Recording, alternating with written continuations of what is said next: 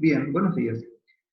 Vamos a empezar a vivir la última clase de este capítulo, que es la correcta postura del tren superior en el ejercicio que iniciamos la semana pasada. Quizás lo más importante es repasar por qué los entrenadores estudiamos biomecánica. La biomecánica es la parte de la ciencia de la anatomía, una ciencia biológica, que a partir del estudio de las palancas y de la anatomía y la fisiología de huesos, ligamentos, tendones y músculos, nos enseña la forma en la que nuestro cuerpo nació para moverse. Uno de los biomecanicistas más importantes que estudiamos y que existen es Leopold Bouquet, que es el que escribió el libro que me referí la clase pasada con el de las cadenas musculares, cuando presenté la correcta postura del tren superior. Quizás también sea para nosotros los entrenadores una de las enseñanzas más sabias a partir del entrenamiento, porque cuando un entrenador planea un medio de entrenamiento, no olviden que el entrenamiento es una ciencia que logra los objetivos que son de rendimiento a partir de respetar los principios biológicos que están resumidos en los medios y en los métodos de entrenamiento de cada capacidad motora. Cuando los entrenadores entrenamos cualquier capacidad motora, porque la biomecánica no sirve solo para la fuerza, si bien la estudiamos como base científica de la fuerza, porque el objetivo principal es la hipertrofia del músculo, o sea, el aumento de la masa muscular, como aumento consecuentemente de la fuerza, del nivel de capacidad de tensión de un alumno. Pero lo cierto es que cuando entrenamos resistencia, es lo mismo. O sea, si un alumno hace mal un paso básico en técnicas, es tan malo como que un corredor corra mal, o sea, que no tenga una buena técnica de carrera. O sea, que la biomecánica tiene para los entrenadores una razón de ser mucho más profunda. Se calcula que cerca del 75 al 80% de las personas en el mundo que hacen ejercicio lo hacen para mantener sus niveles de estética y de salud. Y que solo un porcentaje bajo, en nuestro país es más bajo aún, lo hace por rendimiento deportivo, o sea, porque quiere rendir más en su deporte. Desde este punto de vista, la forma en la que el alumno se acerca a nosotros es por el dolor. Leopold Bouquet explica eso en el capítulo anterior perfectamente y nos sirve para iniciar esta parte de la clase. Leopold Bouquet dice que el cuerpo crea adaptaciones defensivas cuando siente malestar. De hecho, el texto textual de Leopold Bouquet es: el hombre está dispuesto a todo para no sufrir. ¿Por qué? ¿Por qué sufre el hombre cuando está en malas posturas? Porque nosotros nacemos con dos leyes biomecánicas que también hacen referencia en ese punto, que es el del equilibrio y el de la economía. La del equilibrio es la posición del segmento óseo en relación al otro segmento óseo, ¿no? La relación de una vértebra con otra, la relación de una escápula con la columna, la relación de la clavícula con la escápula. O sea que tienen una anatomía que nos permite a todos, a través de estudios, saber en qué momento, en qué lugar están en equilibrio. Y eso hace que esa articulación esté en equilibrio con otra, y con otra, y con otra. Por eso también podemos hablar del equilibrio, no solo como una capacidad coordinativa, sino también del equilibrio corporal en general, aún en un ejercicio. De hecho, cuando un alumno se tiene que subir un step y hacer un ejercicio apoyado en una sola pierna, cuando va buscando la posición y casi se cae, todos hablamos de que pierde el equilibrio. El equilibrio es un concepto que nace en la anatomía porque, obviamente, para hablar de equilibrio tiene que haber un patrón, y ese patrón es la posición de los segmentos óseos. Ahora, no hay solamente un principio anatómico que tendría que ver con el equilibrio. El organismo también tiene un principio de economía, o sea, del gasto energético, tiene que ver con la fisiología. Y ese equilibrio cuando se pierde, ya sea por anatomía, o sea, ponemos mal un hueso en relación al otro, cuando nos paramos o cuando nos sentamos, por ejemplo, o cuando ejecutamos un ejercicio, lo que hace es que el organismo gaste más energía y empieza a poner en juego la segunda de las leyes, que es la de la economía. Ustedes saben, por economía familiar, que si gastan mucho más de lo que ganan, van a tener un déficit. Que a lo mejor lo pasan a un banco, a una tarjeta de crédito, a un primo, un hermano, un amigo, no sé, pero alguien paga ese déficit por el cual ustedes pudieron vivir. Lo que Leopold Bouquet nos dice es que ese déficit de equilibrio de economía, o sea, cuando uno está mal, ustedes lo pagan con malestar y dolor. O sea, el malestar y el dolor, desde el punto de vista del cuerpo, implica sufrimiento. O sea, uno sufre por la cintura, por la cadera, por el hombro, sufre por las rodillas, por el tobillo, obviamente los otros sufrimientos también, ¿no? Valen, que son los que tienen que ver con la fisiología propiamente dicha, o sea, el estómago, ¿no? Por acidez, por falta de fortaleza cardíaca, por hipertensión, bueno, enfermedades más metabólicas. Pero desde el punto de vista de la biomecánica, que es lo que nos importa y es lo que estudia Leopold Busquet, cuando uno pierde ese equilibrio, crea una adaptación defensiva. O sea, lo que busca el sistema nervioso es cambiar la postura, ahora ya inconsciente de mi cuerpo. Ya no lo hago yo voluntariamente, lo hace el sistema nervioso. ¿Por qué? Porque esa adaptación defensiva es buscar la manera en la que yo no sufra. Recupero, dice Leopold Busquet, el confort perdido. Lo recupero, pero creo un esquema compensatorio. O sea que los huesos, ligamentos, tendones empiezan a responder más a la forma que crea la adaptación defensiva que al equilibrio biológico que tiene que tener la articulación. Y eso es lo que no solo produce un malestar, sino que puede crear una modificación estructural, dice Leopold Busquet. O sea, podemos acortar un ligamento, podemos hacer que un cable, o sea, un tendón, ya no cumpla la función para la que estaba haciendo. Y fundamentalmente, no menos peligroso, solo que nos damos cuenta muy mal a largo plazo, el hueso pierde la capacidad de ser reservorio de calcio. Entonces, adelantamos en nuestra vida, que no va a ser hoy, obviamente, si es que tenemos menos de 60 años, la osteopenia y la osteoporosis. O sea, la falta de mineral óseo en nuestro cuerpo. Quizás una de las articulaciones, y ahora me voy a empezar a meter, después de la presentación con Leopold Busquet, recordando la clase anterior, les decía, me voy a empezar a meter en lo que técnicamente es el tren superior. Vamos a empezar a meternos en el tren superior. El tren superior, voy a volver a mi primer pizarrón. Voy a volver a mi primer pizarrón, aquí está. Tiene una correcta postura, el tren superior. Hablamos de la escápula la clase pasada, o sea, hablamos de la articulación que involucra este hueso, que ahora está puesto parcialmente para poder explicar qué es la articulación escapulohumeral, porque este sería el gráfico de escápula, pero exactamente el lugar en el que se une al húmero, es este hueso, que también está cortado, o sea, no tiene su diáfisis, se llama diáfisis humeral. Ustedes lo tienen dibujado grande en el apunte, posiblemente si ya han impreso el apunte, en este momento están con él. Si no, después lo van a ver cuando tengan su apunte. Les decía, esta es la articulación escapulohumeral. Vamos a empezar a explicar el apunte. El hombro, dice el apunte, es la articulación proximal del miembro superior. La biomecánica humana se maneja a partir del eje, o sea, del centro del cuerpo. Ese eje es la columna.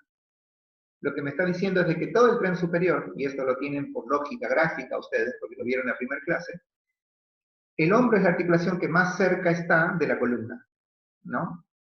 Es proximal, está cerca de la columna.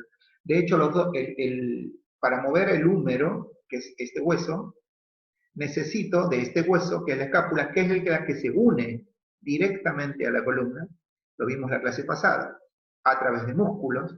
En realidad se unen por tendones. No olviden que los huesos se unen por tendones, uno de origen y otro de inserción. El tendón de un músculo se toma de este hueso, que es la escápula, y se toma de una vértebra, ya sea de una apófisis transversa o de una apófisis espinosa, por ejemplo, el angular o elevador, el romboide, el trapecio mismo en toda su porción. Bien, ahora, este hueso es el que le da un lugar para moverse a este otro hueso. Este es un hueso plano y este es un hueso largo. El húmero es un hueso largo. El húmero tiene accidentes anatómicos que, al igual que hicimos con la escápula, cuando lo estudiamos, lo vamos a estudiar a medida que lo vamos nombrando. Al igual que la escápula, van a tener en el apunte, van a tener un huesito y van a tener las partes en donde se insertan los músculos. Y esta es otra cosa que tienen que acordarse de las reglas biomecánicas. La articulación se llama escápula humeral, el húmero. En esta articulación, el hueso que se mueve es el húmero. Es este hueso el que se va a mover. Este es el que va a ser su punto de apoyo, su punto fijo. Por lo tanto, así como en la cintura escapular todas las inserciones estaban en la escápula, ahora todas las inserciones van a estar en el húmero. Así como todos los orígenes de la musculatura estaban o en la columna o en la caja torácica, ahí estaba el origen, ahora el origen va a estar también en la caja torácica o van a estar en la escápula. Pero la inserción va a estar en el húmero, porque el húmero es el que se mueve. Esta articulación, la escápula humeral, también se la llama enartrosis. Las enartrosis son las articulaciones que tienen concavidad aquí y convexidad aquí. O sea, hay una unión allí entre una superficie articular que tiene una cabeza y otra que tiene una cavidad. Cabeza, cavidad. De hecho, ese es su nombre. Esta es la cabeza humeral o cabeza del húmero, y esta es la cavidad glenoidea del escápula. ¿Ven? Entonces, esas articulaciones también se llaman enartrosis. Son los tipos de articulación. Tenemos dos en el cuerpo humano, la cadera y el hombro, que es lo que estamos analizando ahora. Se llaman elementos articulares. Ahora, esa articulación tiene otro elemento articular. Esto que está aquí es un fibrocartílago. Todas las articulaciones, lo estudiamos en el aparato locomotor, están unidas entre sí porque para que los huesos no choquen, tienen un fibrocartílago que es el que los divide, pero a la vez hace una conjunción entre ellos. Esto es un rodete, ¿ven? Es un rodete glenoideo. Ahora, es un fibrocartílago, por lo tanto está formado por colágeno y elastina. Esto se une aquí en el reborde glenoideo, o sea, en la parte superior. Por lo tanto, el apunte les va a decir que aumenta la superficie glenoidea. O sea que acentúa la concavidad y establece una congruencia con esta convexidad para que se unan. Este rodete, cuando la anatomía está cerrada, este rodete queda en el cuello. ¿Eh? El húmero tiene un cuello que está aquí por debajo.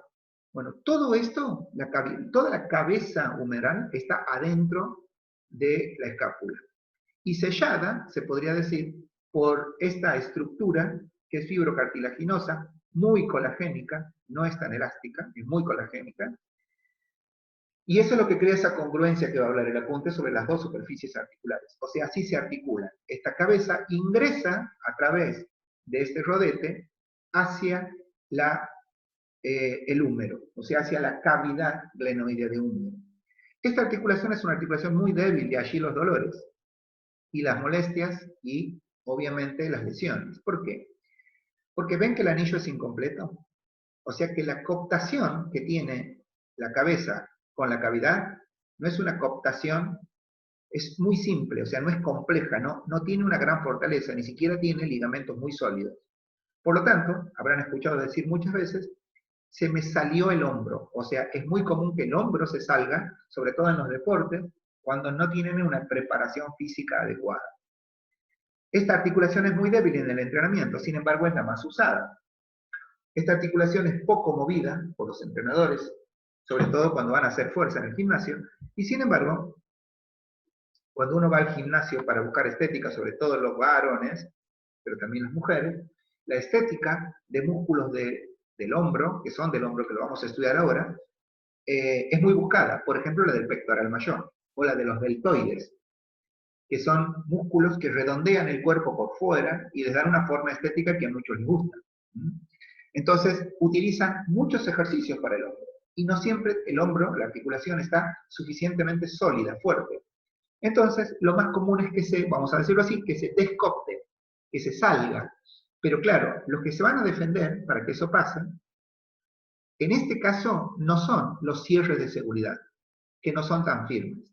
Como ellos no pueden cumplir bien el requisito biomecánico de que los huesos no se separen, entonces van a ser los tendones los encargados. Por eso se lesionan tanto los tendones de un grupo de músculos que los traumatólogos llaman el manguito rotador, que son 5 músculos. Bien, perfecto. Esa es la articulación del hombro. Ustedes la tienen bien descrita, inclusive tienen un gráfico en el apunte de ambos huesos. Uno ya lo tienen, ahora lo vamos a trabajar con el húmero propiamente dicho. ¿Qué hacemos ahora? Vamos a estudiar, como en todas las articulaciones, cómo se mueven y después los músculos que lo mueven. Los movimientos de la articulación del hombro siempre hay que partir de posiciones de referencia, ¿no? Siempre de la posición anatómica se llama. Los grafiquitos aquí ustedes lo tienen, aquí lo tienen de costado, ¿no? Aquí está de costado y aquí está de espalda. Aquí. El primer movimiento de hombro es el 1. La posición anatómica del brazo sería aquí en este lateral, como está el dibujito 2 aquí, que estoy marcando. Subir el brazo hacia arriba, ya sea a 90 grados o a 180 grados, como marca la flecha, es, primero, está mal puesto los números, así que ahora mismo lo vamos a corregir. Es una flexión. O sea, este es el número 3, sería. Esto es una flexión. Por eso le llamamos flexión a 90 grados. De ahí en adelante, todo es flexión a 180. Cuando el brazo está en posición de 180, o sea, es la flexión, va a ser una extensión, y aquí está bien el número. O sea, el brazo va a bajar desde aquí hacia la posición anatómica, y eso es una extensión. Y este también está bien. Cuando sale, perdón, no está bien, disculpen el bache, es una hiperextensión. O sea que esto es un número 1. No está mal en su apunte. Está mal en mi pizarrón, digamos. Lo escribí mal al pizarrón, se podría decir. Así que lo corregimos ahora, en clase. Volvemos entonces. De la posición anatómica, en este caso sería lateral, que sería esta posición, la 2 de aquí, ¿ven? En esta posición, hacia arriba es una flexión de la articulación del hombro. Las flexiones pueden ser a 90 grados, que es las que usamos para los vuelos frontales, o puede ser los que usamos para la movilidad articular a 180 grados. O sea que llega a esta posición. Cuando baja de 180 grados hasta la posición anatómica es una extensión. Y es el número 2. Y cuando pasa la línea media y se va hacia atrás, es una hiperextensión de la articulación del hombro. El hombro también puede hacer otros dos movimientos que se ven en este plano. ¿Ven? Porque este plano es hacia adelante. Bueno, ahora vamos a ver hacia el costado. El primer movimiento es el de aducción. O sea, ¿qué es este? Aquí no me equivoqué cuando armé el pizarrón. O sea que de esta posición, que es la misma que partimos aquí para la flexión, si llevamos el brazo hacia arriba, lateralmente, se va a llamar aducción. Abducción, perdonen, estoy mudo hoy. Abducción, ¿ven? Abducción.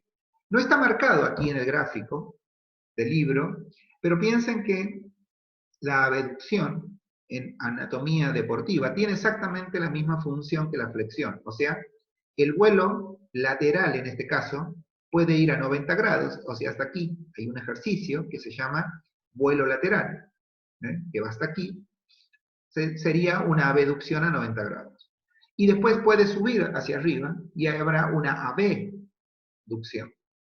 Es una abducción, en este caso, a 180 grados. Cuando el brazo vuelve por el mismo recorrido hacia su posición anatómica, estamos hablando de una aducción. Así como aquí hay una hiper, el brazo puede pasar hacia adelante o hacia atrás, pero siempre va a ser una aducción. O sea, no hay hiperaducción en la anatomía. Pero sí existe, obviamente, el movimiento que lo produce, no el nombre. Bien, seguimos con los movimientos.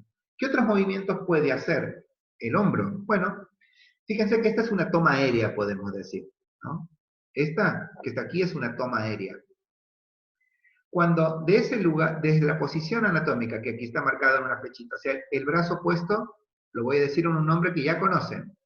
Fíjense, si el brazo está abducido a 90, o sea, si el brazo está aquí en esta postura, ahí, si lo llevan hacia adentro, ¿ven? Hacia adentro, o sea, hacia la zona media del cuerpo, ese movimiento se llama flexión horizontal. O sea, de esta posición anatómica llevan el brazo hacia adentro y es una flexión horizontal. Cuando vuelve a la posición anatómica se llama extensión horizontal. Esta es la posición de inicio. Si lo llevo para adelante es una flexión. Cuando lo llevo hasta aquí es una extensión horizontal que se puede extender hasta donde la anatomía permita. ¿Ven que siempre se mueve el húmero? En este caso con los brazos, con los otros huesos también, pero es el húmero el que se mueve. Entonces, parto de una abducción a 90 grados, llevo hacia adelante y es flexión horizontal, lo traigo hacia atrás y es una extensión horizontal. Si tomo exactamente el mismo eje, o sea, la foto de arriba, tengo una persona que está primero en posición anatómica, ¿sí? O sea que tiene los dos brazos, solo que voy a hacer que flexione el codo. ¿Ven? Aquí se nota que tiene el codo flexionado. Cuando uno tiene el codo flexionado pegado al cuerpo, con el codo hacia adelante, ahí, y llevo hacia adentro la mano, el húmero rota sobre la cavidad. Por eso se llama rotación. Porque para que la mano se vaya hacia adentro, siempre que el codo esté pegado al cuerpo, la mano va hacia adentro y el húmero rota en su concavidad. O sea, se llama rotación el movimiento. Y como la rotación es hacia adentro, se llama rotación interna. Por lo tanto, la rotación, que es lo que estamos viendo ahora, puede ser, vamos a escribirlo en el pizarrón, interna, o puede ser también una rotación externa. Esta es la interna, y la rotación también puede ser externa. ¿Eh? La rotación externa es cuando, desde la posición media, en este caso el húmero, vuelve a su posición anatómica. O sea que la rotación puede ser interna o puede ser rotación externa. ¿Bien? Entonces, vamos a repasar algo que es muy importante. Cuando la articulación del hombro se mueve, lo que se mueve es el húmero. Fundamentalmente, esta porción del húmero, ¿sí?, que está dentro de la concavidad, es la que hace que el húmero se mueva en relación a este hueso que es la escápula. El húmero. ¿Cómo se puede mover? Si el brazo va hacia adelante, es una flexión. Si va hacia arriba, es una extensión. Perdón, es una flexión a 90 y a 180. Insisto que hoy estoy mudo. Luego, cuando baja, es una extensión. Y si pasa, una hiperextensión. ¿Ven que siempre se mueve el húmero? La escápula se queda quieta en su posición anatómica. Fija la postura de los movimientos de hombro. Eso que acabo de decir es muy importante en el entrenamiento de fuerza. Porque muchos entrenan, por ejemplo, vuelos, aquí, frontales, tirones en polea, por ejemplo, para la extensión o la hiperextensión, para entrenar los músculos involucrados, pero no hacen movilidad de escápula, ni trabajan la fuerza de la columna. Entonces se terminan lesionando, o con dolores o malestar. La abducción, que trae ejercicios como el vuelo lateral, por ejemplo, es cuando la mano, de posición anatómica lateral, sale hacia arriba, por el costado. Y esa sería una abducción. Cuando vuelve a su posición anatómica, es una aducción. Pero el hombro también puede hacer, desde la posición anatómica y desde una posición de abducción a 90 grados, llevar hacia adelante la mano y haría una flexión horizontal y traerla hacia el costado y hacia atrás y sería una extensión horizontal. La rotación interna en este gráfico se basa en una flexión de codo, el codo pegado en el cuerpo y luego hacia adelante. Cuando va hacia adelante, ese es el momento en el que la rotación es interna y cuando sale, la rotación es externa. Después de analizar cómo está formada la articulación y cómo se mueve, lo que vamos a hacer es estudiar los músculos. Esto ya lo hicimos en la columna, lo hicimos en la escápula. Este es el momento en el que yo explico algunas generalidades, pero en realidad nada se podría decir reemplaza de la clase de esta parte a que ustedes lo estudien. Porque esta es la parte en la cual ustedes graban en su memoria el nombre del músculo, las porciones que tienen, el origen, que es lo que es el punto fijo del músculo, y su inserción, que es el punto móvil. No olviden las leyes de la fuerza. Se empieza a entrenar por el centro del cuerpo, pero primero se entrenan los fijadores o estabilizadores del ejercicio, del movimiento, y después el motor primario. E inclusive se entrenan primero los sinergistas, o sea, los motores secundarios, y después, al final, se entrena la fuerza de los músculos agonistas o motores primarios. ¿Bien? Entonces, primer músculo, el deltoides. El deltoides es un músculo muy particular. Aquí hay una vista lateral del deltoides, ¿ven? Está de costado, el chango este. Por tanto, esta es una vista lateral. Lo que tienen que saber es que este es un solo músculo que está forrado, podemos decirlo así, por una aponeurosis. O sea que tiene un tejido externo, pero adentro no solamente tiene cada uno su origen y su inserción del grupo deltoideo, sino que eso es lo que da nombre dentro del deltoides a lo que llamamos el grupo deltoideo. O sea, hay un deltoides anterior, que aquí está dibujado, que se lo ve si el hombre o la persona está de frente, que sería esta porción que está marcando mi cursor ahora. Después está el medio, que es el que más se ve, al estar de costado. Estas dos porciones son del medio, ¿ven? La porción media del deltoide. Porción anterior, porción media. Y la que menos se ve, bueno, la anterior tampoco se ve tanto, es la parte posterior. ¿Pero por qué digo que la que menos se ve? Porque si ustedes se fijan, la postura del deltoides anterior, aquí está casi completo, aquí lo ven. Pero miren aquí lo que están viendo de este músculo que es gigante, que es el deltoides posterior. Aquí se lo puede apreciar poco. Lo que sí tienen que saber es que hay una aponeurosis que los une y crea con ellos una fuerza sinérgica. Por lo tanto, también se llama grupo deltoideo. Bien. Claro, cada uno de ellos tiene un origen y una inserción. Por eso son, dentro del grupo deltoideo, tienen diferentes funciones. Vamos al origen. ¿Dónde se origina? El primero que trabajamos es el anterior, que está aquí. Tercio externo de la escápula. Si ustedes toman, de la clavícula, disculpen. Si ustedes toman, no estoy bien hoy. Si ustedes toman, porque ya, miren, está escrito, no es que no me acuerdo. Si ustedes toman la clavícula como hueso, esto ven, es la clavícula tiene, la pueden dividir en tres partes. Un tercio interno, un tercio medio y un tercio externo. Obviamente, en anatomía, lo externo es lo que sale de la línea media, o sea, de la columna para afuera. En este caso, el tercio externo de la clavícula, ahí está el origen del deltoides anterior. ¿Bien? ¿Y hacia dónde va? Vamos, seguimos con el deltoides anterior. ¿A dónde está la inserción? Y por esto es un músculo que tiene la misma característica. ¿Ven aquí? Está la V deltoidea. Va hacia allí. Los tres deltoides, por eso es el grupo deltoideo, van al mismo lugar. Es la V deltoidea. Es una porción anatómica del deltoides que cuando ustedes, si en este momento están en la clase y flexionan el codo, se tocan la articulación, el hombro, y marcan más o menos con su mano unos 6-7 centímetros del húmero, allí está la V deltoidea. Es más, si ustedes hacen en este momento una abducción con el codo flexionado, se les va a contraer el deltoides medio. Y si lo siguen, van a llegar a su final y ahí se lo tocan. Ahí está la V deltoidea del húmero, que como se darán cuenta, está en un lateral del húmero, ¿ven? Está ahí. ¿Bien? Todos van allí. ¿Qué función cumple el deltoides anterior? Es el motor principal de la flexión y la flexión horizontal. O sea, la flexión es cuando el húmero va hacia adelante, y ahí trabaja el deltoides anterior.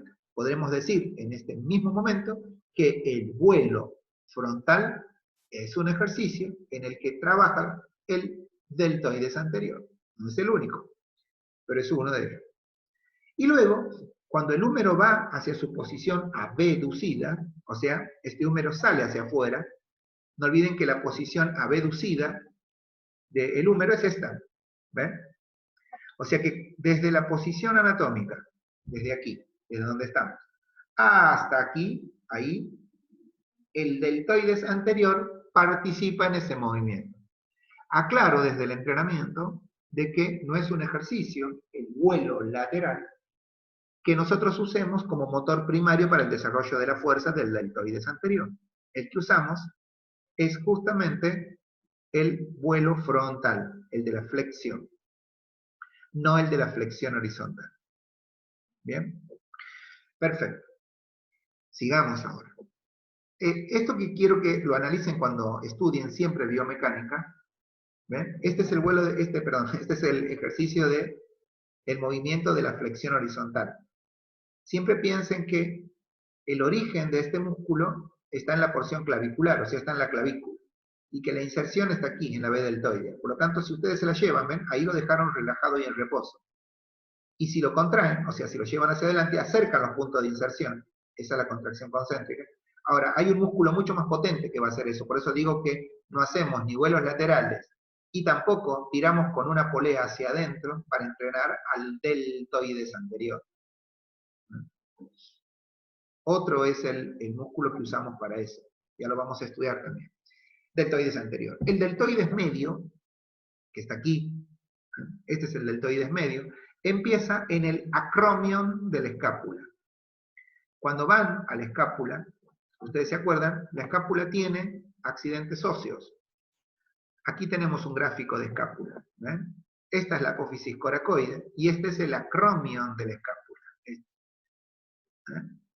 Entonces, desde este lugar, desde el acromion de la escápula, es donde se origina el deltoides medio. ¿Y a dónde va? A la vena deltoidea. Todo el deltoides se inserta en la deltoide. Por lo tanto, el deltoides medio es el motor primario de la abducción, solo que su potencia máxima es a 90 grados. O sea que cuando nuestro alumno hace el movimiento de abducción a 90 grados, o sea, desde aquí hasta aquí, es la mejor capacidad de tensión que tiene el deltoides medio. De ahí arriba, cuando sube, sigue haciendo hasta llegar a este movimiento la fuerza del deltoides de abducción, pero ya no la hace con la misma potencia. O sea, ya no recluta la misma cantidad de unidades motoras. ¿El por qué? Ya lo saben, porque está cortado. A medida que lo fueron subiendo desde su posición anatómica, lo fueron acortando. Entonces, un músculo acortado genera menor tensión. Entonces, el deltoides medio. Y el deltoides posterior, que es el más grande, que es este, si ustedes se fijan, tiene una gran superficie de origen. ¿Por qué? Porque se toma de toda la espina de la escápula. Si ustedes se acuerdan, la escápula, el hueso que está aquí, que tiene una espina, ¿ven? Que está aquí. De hecho, ahí termina el acromion en la espina. ¿Ven? Entonces, pero de toda la espina, de toda, de la escápula, se toma el deltoides posterior. Va hacia la vena deltoidea. Eso ya lo sabíamos, es exactamente la misma inserción. Y es motor primario de la extensión horizontal. Y ahí hay otra lógica, ¿no? Está atrás, entonces, si ustedes, miren, están en esta posición, es anatómica. No olviden que para llegar aquí hicieron una abducción, lo hizo el deltoides medio. Cuando van hacia adelante, el deltoides que participa es el anterior. No es un ejercicio para el anterior, pero es el que participa. Y cuando vuelve hacia atrás, va a tirar de aquí. El origen está en la escápula, aquí está la vena deltoidea, entonces la inserción está ahí. Ese músculo, cuando ustedes lo llevan adelante, lo ponen relajado y en reposo. En esta posición está acortado. Si lo llevan para adelante, lo ponen relajado y en reposo. Cuando tiran para atrás, es el que mejor tensión genera. La extensión horizontal, el músculo que lo hace, lo acabamos de estudiar, y es el deltoides posterior. O sea que cuando hacen ustedes un tirón en polea, ya sea con codo extendido, como está aquí, o flexionado, contra resistencias, el que están entrenando el músculo es el deltoides posterior. ¿Bien? Perfecto. Ya nos encargamos del deltoides. Pectoral mayor, segundo músculo de la articulación del hombro. ¿Ven que les decía que la mayoría de los ejercicios que hacemos para la estética del tren superior son del hombro? Ya les nombré a los deltoides. Ahora les voy a nombrar el pectoral mayor. Son todos músculos que no son profundos. Son músculos superficiales. Por eso, hipertrofiar este músculo se nota, me queda mucho mejor la remera, porque es la parte que tapona, lo tapiza, muy santiagueño lo que acabo de decir, el hombro. ¿Ven? La articulación del hombro. Bueno, esto es el músculo que da esa estética. De hecho, mucha ropa tiene hombreras, ¿no? Bueno, imaginen un hombro natural. Por eso es estético. Lo mismo el pectoral.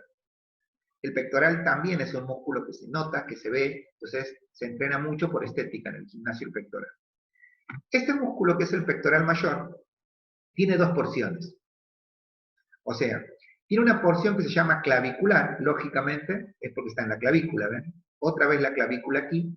No olviden que este era el tercio externo de la clavícula, ¿ven? O sea que de ahí se tomaba el deltoides anterior. Este se toma de los 2 tercios internos, o sea, del medio y hasta que termina la clavícula. Entonces, esta es una porción. Y si ustedes se fijan, es un conjunto de fibras que va de arriba hacia abajo, porque ¿dónde se va a insertar? Se insertan todos en la corredera bicipital del húmero. Corredera bicipital del húmero. ¿Se acuerdan del húmero? Bueno, la corredera bicipital, si ustedes se ponen en posición anatómica, la corredera bicipital está un poquito por debajo de su axila, muy poquito en el húmero, o sea, en la parte interna, ahí. ¿Ven? Está en la parte interna. Ahí está la corredera bicipital, en el húmero. ¿Ven? Las inserciones de los músculos que mueven al hombro están en el húmero. Y se origina en este caso, la articulación es de la cintura escapular, más específicamente en la clavícula. No olviden que la cintura escapular está formada por 2 huesos, la escápula y las clavículas. Bueno, se originan ellas en la clavícula, esa es la porción clavicular. Pero también tiene una porción external, que son en el esternón. No olviden que este es el hueso que toma 8 de las costillas que tenemos, este hueso, entonces se llama esternón. Ustedes se lo pueden tocar inclusive en este momento, ¿no? Bien, ese es el esternón. Las primeras 6 costillas, ahí está la carilla articular, o sea, en las primeras 6 costillas, desde la primera hasta la sexta, tomado en la carilla esternal, pero en las costillas, en las 6 primeras costillas, ahí es donde se origina la segunda porción, y obviamente también va, fíjense, hacia la corredera bicipital. O sea, si tenemos que dibujar las fibras de este músculo, empiezan en la clavícula, las fibras superiores, tenemos fibras lateralizadas, que son las primeras costillas, serían las primeras 2 costillas, se unen a la porción de los tercios internos de la clavícula. Está aquí el dibujo y ahí está el otro dibujo, ¿ven? Y este cuerpo grande que ven aquí, desde la segunda, tercera costilla, más o menos a la cuarta o a la quinta, tiene fibras, podemos decir, lateralizadas, que están en la misma posición, las fibras, que la corredera bicipital, o sea, donde se inserta el músculo. Están así. Y después tenemos fibras que van de abajo hacia arriba, sobre todo las que están tomadas de la quinta y sexta costilla, que ya van hacia arriba. O sea, tenemos fibras de arriba hacia abajo, tenemos fibras lateralizadas y tenemos fibras que van de abajo hacia arriba. Es grande el pectoral mayor, por eso es un músculo que cuando lo queremos entrenar tiene muchas formas de estimularse, ¿no? En el gimnasio son press de pecho, press inclinado, press declinado.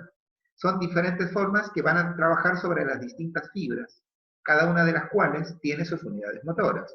Por lo tanto, tiene que ser, si uno quiere desarrollar de manera general el pectoral, debe trabajar con varios ejercicios.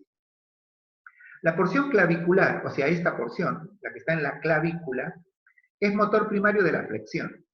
Claro, piensen. Si este es el húmero, yo tengo que subirlo, porque no olviden cuál era la función de flexión. La flexión era esta, ¿ven?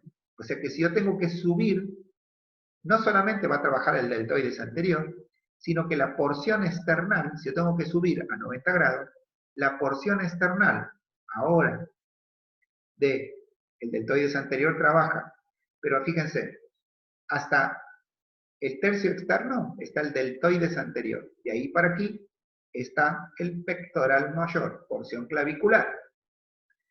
Este va a la B deltoidea, y el otro, el pectoral, va hacia la misma región, pero abajo del húmero, que se llama corredera bicipital del húmero, ¿ven? Aquí. Al frente y adelante está la B deltoidea. Ahí está, en el húmero, está la corredera. Por lo tanto, quiere decir que cuando el húmero sube a una posición de flexión a 90 grados, la porción clavicular del pectoral también trabaja y colabora con el deltoides. Ahora, la porción external, no. Ya esta porción external va a ser primordialmente, se va a encargar de La extensión, ¿qué significa? Que si ustedes suben hacia una posición de flexión a 180, esta posición va a quedar en una posición relajada y en reposo para poder extender. Lo que flexionó la porción superior lo va a extender la porción media e inferior, fundamentalmente la inferior, de la posición external. También puede aducir. No olviden que cuando se abduce el húmero se va hacia arriba. Cuando se va hacia arriba ustedes se llevan la corredera bicipital. Por lo tanto, cuando bajan, también aduce. Y también hace, que quizás es el ejercicio con el que más porciones juntas se utilizan, es la flexión horizontal. La flexión horizontal, si ustedes se acuerdan, yo voy cambiando de pizarrón, así se los puedo ir marcando en diferentes gráficos. Fíjense, si se acuerdan, esta posición era un hombro que está abducido a 90 grados. Cuando esto ocurre, las tres porciones del pectoral se ponen relajadas y en reposo. Porque la porción clavicular se queda aquí en su origen. La porción external obviamente se queda en el esternón. Lo que ustedes se llevan cuando hacen una abducción del hombro es a la corredera bicipital. Sale de su línea media.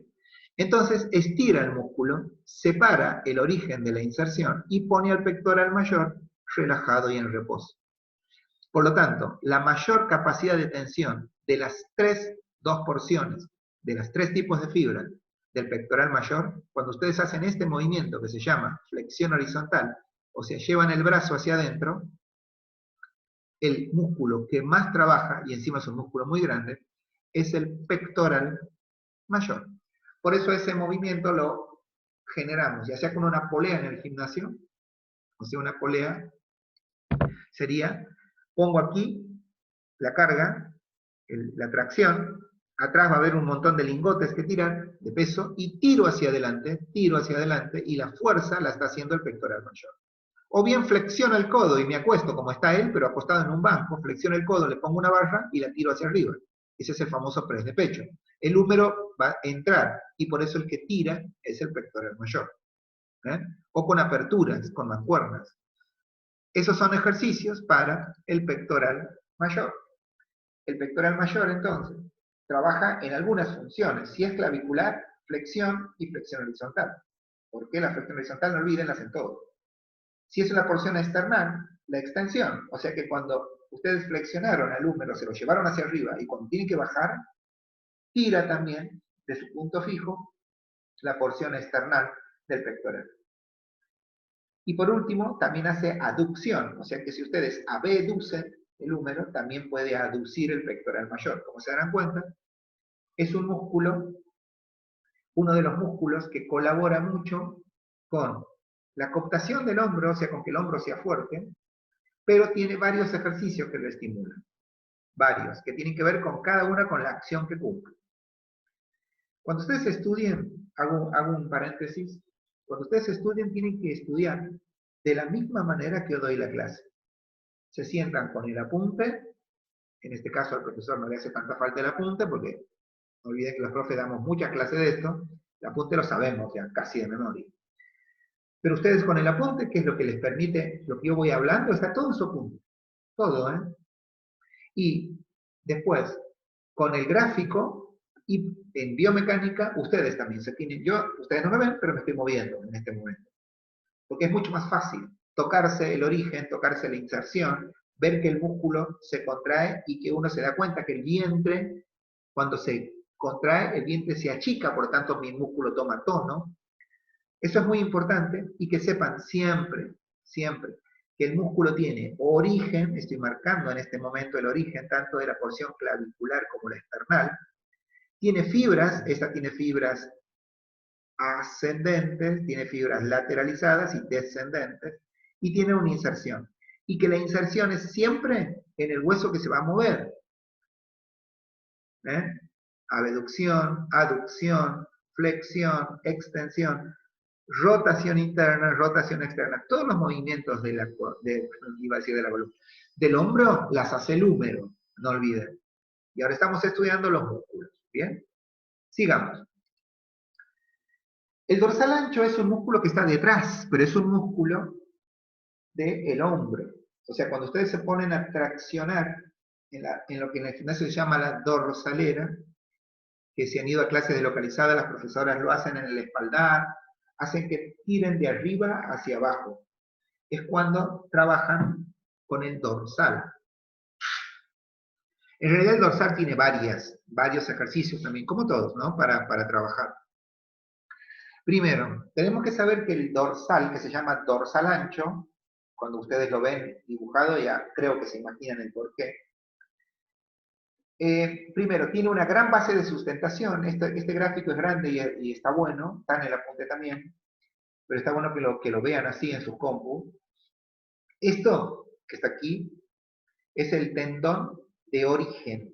Miren la base de sustentación, se llama en biomecánica que tiene. Por eso puede generar tanta tensión. Cuando en fuerza hablamos de músculos grandes, el dorsal y el glúteo son de los más grandes que tenemos en la región posterior de nuestro cuerpo. Este es el dorsal. El origen son las últimas vértebras dorsales. No olviden que las vértebras dorsales son 12 y la 1 está cuando terminan las cervicales. Las últimas vértebras dorsales, de allí se toma, ahí empieza su origen. Voy a aclarar que no está aquí, pero que son en las apófisis espinosas. Esa es otra cosa que le da una gran base de sustentación. Luego sigue todas las lumbares, o sea, las 5 vértebras lumbares, todas las lumbares se toman. Sigo con la apófisis espinosa. Se toma de la cresta ilíaca, ¿ven? Lo vamos a estudiar en la próxima clase, cuando estudiemos tren inferior. Después de esta clase ya trabajamos sobre el tren inferior. La primera trabajamos sobre la columna, ahora sobre el tren superior, que estoy marcando aquí, y la próxima clase ya es de tren inferior, que es la última clase de los capítulos de biomecánica que tenemos. Vuelvo. Entonces, dorso del sacro. No olviden que dorsal es la parte de atrás del sacro, ¿ven? Aquí, sacro. Cresta ilíaca, ya la vamos a aprender también, pero sepan que este hueso se llama ilio y la parte superior es la cresta ilíaca, esta. Y se toma de las costillas inferiores, 2 de las cuales, ya saben ustedes, lo voy a marcar en este lado, aquí, 2 de las cuales son móviles, o sea, son lo que se llaman flotantes porque no se toman del esternón hacia adelante. De hecho, hasta ahí terminan ahí. Bien, entonces, 3 costillas inferiores. Ese es el origen y tiene una gran base de sustentación, por eso puede generar tanta tensión este músculo. No menor al glúteo, no menor al pectoral mayor, pero de los que estamos estudiando ahora. ¿Hacia dónde va? Miren hacia dónde va. Ya conocen este accidente anatómico. La corredera bicipital del húmero la conocen porque hacia allí va también el pectoral mayor. O sea, que va hacia la corredera bicipital. ¿De qué se encarga este músculo? En esta posición anatómica que ustedes están viendo, el músculo está cortado. Por lo tanto, en posición anatómica, el dorsal ancho puede generar muy poca tensión. No es un músculo que genere gran tensión. De hecho, lo único que puede hacer ahí él es hiperextender el hombro. De posición anatómica, el hombro se podría decir que ahí está, desde el punto de vista de la flexión, en extensión. Volvamos a ese gráfico, así lo hacemos más gráfico todavía. ¿Ven? O sea, ahí el hombro está en flexión. Cuando vuelve a su posición anatómica se queda aquí, aquí, y ahí estaría en extensión. Lo único que puede hacer el dorsal ahí, como está tomado desde la corredera bicipital, es tirar para atrás. Y cuando tira para atrás, crea la hiperextensión. La hiperextensión. Por el lugar en donde está la corredera bicipital. Tira hacia atrás y tira el húmero para atrás. Y hace ese movimiento que es de hipertensión. El dorsal ancho entonces puede hacer una hiperextensión del hombro. Lo único que puede hacer, porque está muy acortado. Si yo lo quiero entrenar, lo que tengo que hacer es ponerlo relajado y en reposo, para que genere su mejor tensión. ¿Y cómo hago eso? Bueno, lo que puedo hacer es abducir el hombro. Vieron que cuando ustedes, aquellos que han tenido la oportunidad de ir a un gimnasio, cuando se sientan en la dorsalera, lo primero que hacen es subir el húmero, suben el hombro, lo suben. ¿Qué hacen en este caso? Lo abducen. Cuando se toman del manubrio de la dorsalera, tiran para abajo. ¿Y qué hace el húmero? Aduce. Por eso es motor primario de la aducción. Es motor primario de la aducción. Por eso el trabajo de dorsalera. Por eso que cualquier trabajo contra resistencia que ustedes hagan, que hayan obligado al húmero a llevarse hacia arriba a la inserción del dorsal ancho, ponen a toda la porción del dorsal ancho relajada y en reposo. Aquí está cortado, muy acortado. De hecho, solo puede hiperextender. ¿Ven? Si quieren que trabaje poco, bueno, nada más lleven a una flexión a 90 grados y hagan que tire. Hará una extensión del hombro, pero la cantidad de tensión que va a generar es baja. No es una gran capacidad de tensión. Ahora, si lo abducen completamente o lo flexionan completamente a 180, entonces ahí hagan que hiperextienda el hombro y va a trabajar muy bien el dorsal ancho. Pero el trabajo por antonomasia del dorsal es la aducción. O sea, traerlo, vamos a los gráficos, aquí arriba, a los gráficos de los movimientos. El movimiento más importante de él es cuando baja desde aquí. ¿Ven? Desde la abducción, cuando baja completamente, cuando el húmero baja desde aquí es cuanto más tensión genera. ¿Por qué? Y porque este es el dorsal ancho. Cuando está la mano aquí, está acortado, ¿ven? No tiene. Porque el origen de la inserción está muy cerquita. Pero en cambio, cuando ustedes se llevan la mano hacia arriba, se llevan la corredera bicipital, por lo tanto, el músculo se tiene que estirar, estirar, estirar y quedar relajado y en reposo. Pero si ustedes ahora hacen un esfuerzo mental, y a este mismo señor, al mismo, podría estar en dos posiciones él. Podría estar ahí porque abdujo o podría estar ahí porque flexionó. Flexiona 180, esta flexión aquí, el hombro queda en la misma posición. O sea, con una escápula rotada y el húmero así mirando hacia arriba. Posición aquí. O sea que una flexión a 180 y una abducción a 180, la posición anatómica es la misma. Por lo tanto, si ustedes desde aquí tiran una polea que llega hasta aquí, también trabaja el dorsal. Y de aquí, si tiran para el costado, o sea, aducen, también trabaja el dorsal. Esos son los movimientos que tenemos que emular y crear el ejercicio de acuerdo a los elementos en los que trabaja, ya sea en una sala con una banda de goma, si estoy en el gimnasio obviamente puedo usar la dorsalera o una polea, o un elemento que es también polea, que se llaman, que los que van al gimnasio la conocen, las TRX. Pero así tal cual lo estoy haciendo yo en la clase, es como se analiza un movimiento. Siempre en función al origen del músculo, a la inserción del músculo, origen, inserción, posición anatómica y biomecánica. O sea, el músculo ahí está acortado, está relajado o flexibilizado. Flexibilizado no puede a menos que un instructor, un entrenador haya trabajado la flexibilidad. Lo único que flexibiliza un músculo es un trabajo de desarrollo de flexibilidad. Ahí hace que las titinas se separen, se rompen, se degradan y el músculo queda flexibilizado. O está cortado, en este caso está cortado. Hay que ponerlo relajado y en reposo para poder entrenar. Y eso es producir una aducción o una extensión o una hiperextensión, que es el ejercicio por antonomasia de una dorsalera. El trabajo que se hace en una dorsalera.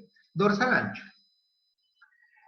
Hay músculos que son pequeños. Esto, el redondo menor, es uno de los 5 músculos, el redondo mayor, disculpen, a mi adelanté, es uno de los 5 músculos que se llaman el famoso manguito rotador. Hasta que uno estudia, tiene la creencia de que el manguito rotador no es un músculo, sino un hueso. En realidad tampoco es un músculo, es un grupo de 5 músculos.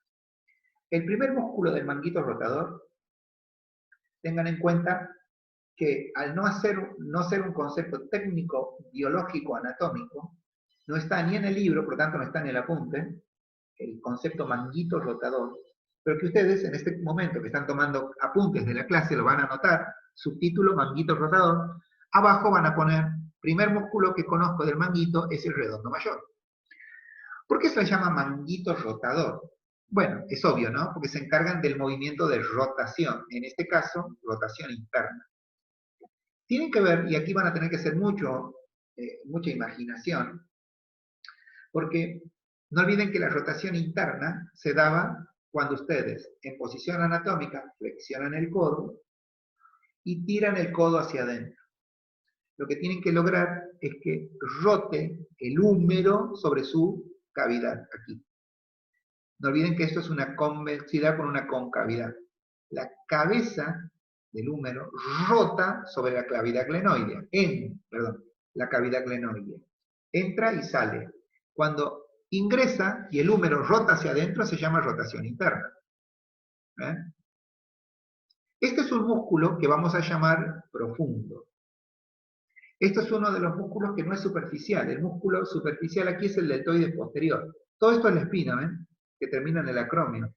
Aquí está la B deltoidea. Miren el pectoral, disculpen. El deltoides se toma de todo esto así, va hacia abajo, ahí lo tapa, y se va a la B deltoidea. Así.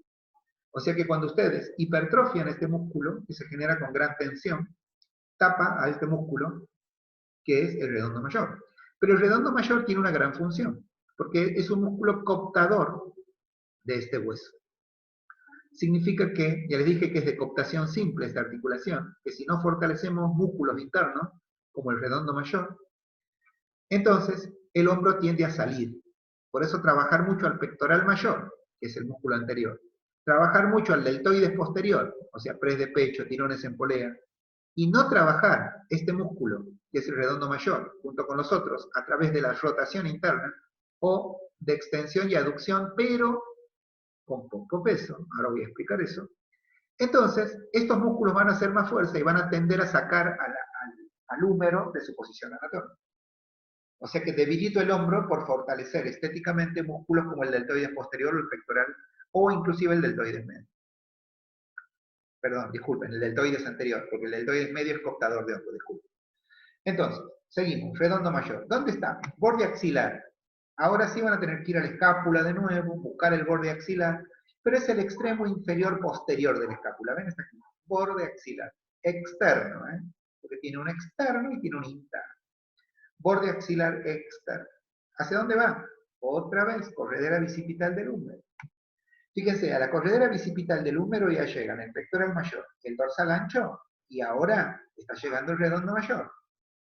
Como se toma de la misma posición que se toma el pectoral y el dorsal, quiere decir que cumple sus mismas funciones.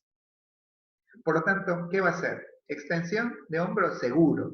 O sea que si ustedes se llevan el húmero hacia arriba, flexión, él colabora con bajarlo, extensión, como si fuera una de las porciones del pectoral. Aduce. ¿Quién aducía? ¿Se acuerdan? Obviamente. El que aducía era el dorsal ancho. ¿Por qué? Al estar en la misma posición, cuando ustedes abducen el hombro, o sea, se llevan el húmero hacia arriba, tira de la corredera bicipital hacia abajo. Él colabora con la aducción. Pero su función, que no la puede cumplir ninguno de los otros dos, que tiene que ver con su origen, no con su inserción, es el de rotador interno. Y eso es lo que más lo fortalece. Cuando ustedes hacen una extensión, ya sea con movilidad articular o con poco peso, que pueden hacer 8, 10, 12 repeticiones, entonces el sistema nervioso recluta más al redondo mayor, porque necesita menos fuerza, que al pectoral y que al dorsal. Entonces ahí tiene una estimulación propia.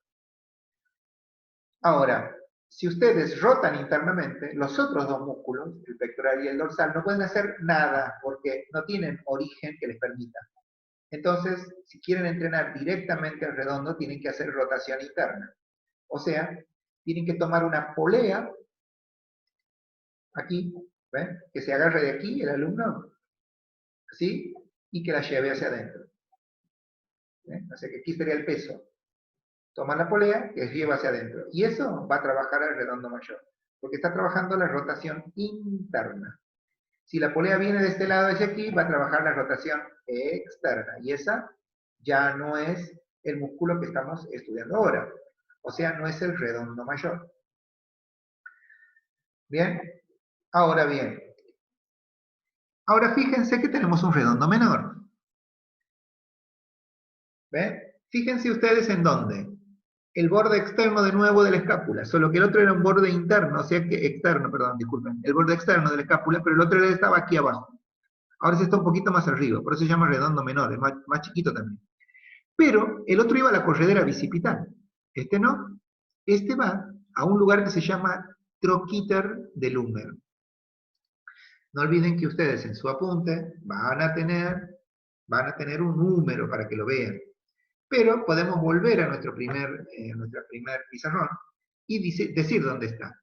Fíjense, esta estructura anatómica que está aquí, donde está el cursor ahora, aquí bien por debajo de la línea roja, ahí está lo que podríamos denominar anatómicamente, ustedes lo van a ver en el apunte, el troquíter.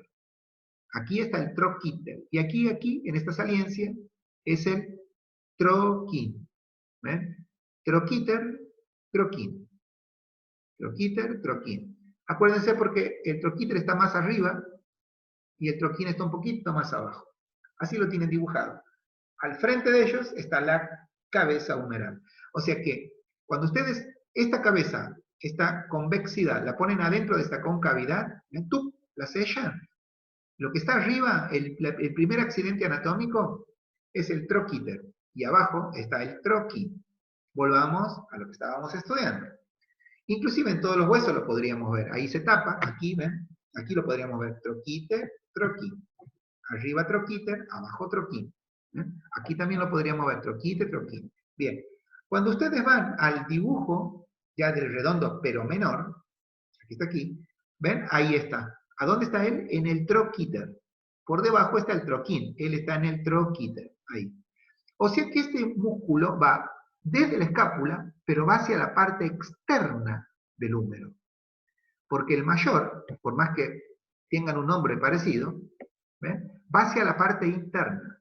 Por lo tanto, produce un movimiento muy distinto. Muy distinto. De hecho, el otro era un rotador interno. Bueno, este es un rotador externo. Y es el segundo músculo que están estudiando del famoso manguito rotador.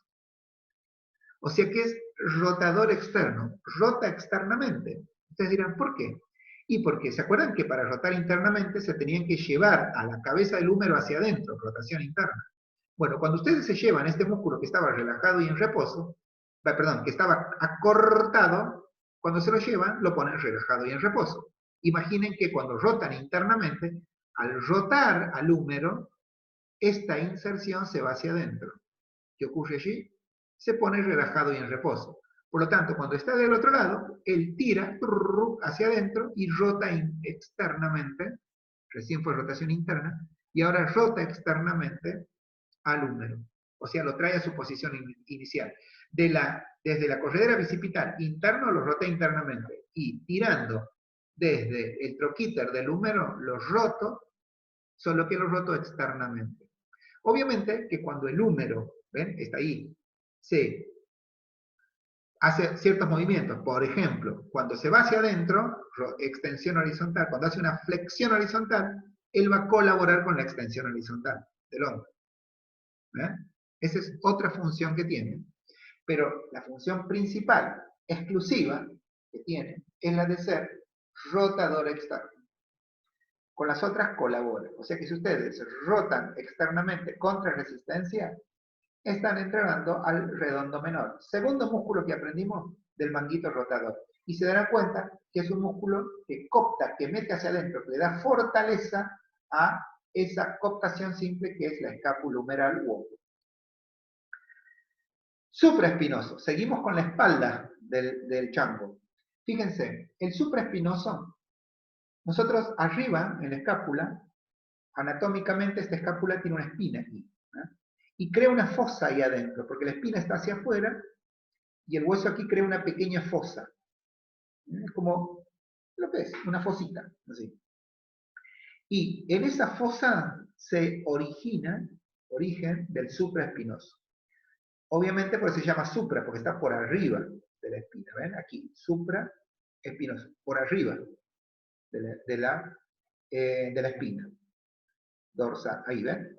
Bien. ¿Y a dónde va? Ahora va más abajo, va hacia el troquíter. ¿Se acuerdan que el otro, ven? Está en el troquíter?